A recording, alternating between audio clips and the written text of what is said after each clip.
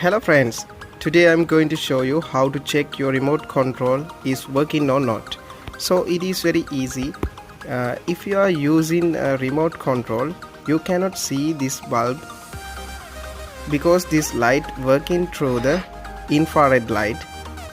Your TV or any kind of remote control use this technique. This light doesn't see in your naked eye because your eyes can see only RGB light, that means red, green and blue.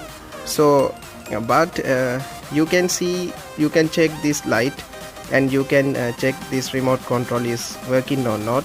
It is very easy. You can just press any button through the camera. You can see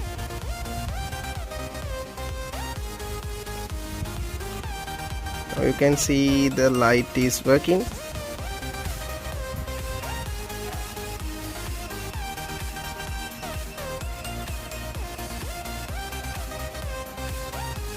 That means your remote is working and you can see infrared light through the camera. Thanks for watching. Make sure subscribe my YouTube channel and hit the bell icon. See you soon on next video.